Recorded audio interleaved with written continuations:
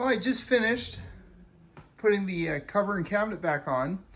My friend's completely restored and rebuilt SB-200.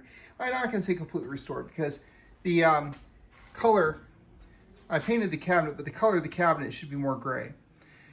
But this color looked really nice and I had it, so that's what I got painted. Here's just a quick close-up.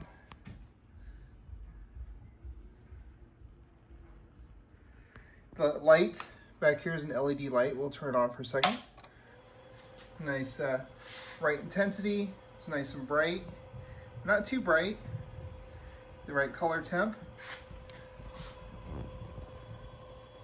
I even replaced with factory-like new screws.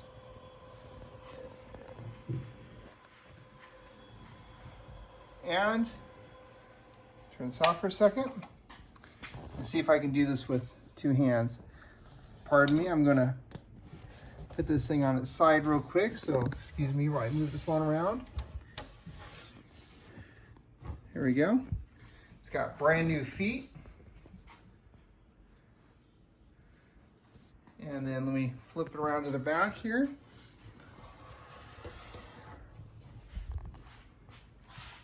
Here's the back. And this has all the goodies in it. Not sure we can see anything. Let's do this. So it's got a new power supply board. Not sure able to really see it that well.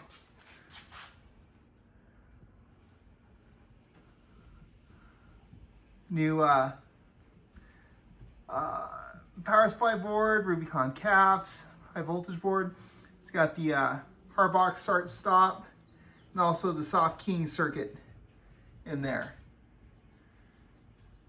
So you can see my other videos for more detailed information, but here it is all put together, ready to go off to the owner. So really happy with this guy. Makes a good 700 watts CW carrier with about 90 watts drive and 750 PEP. It's pushing a little bit for those two tubes, but grid current's good, plate current's good, input tune is good. I'm really happy how this came out.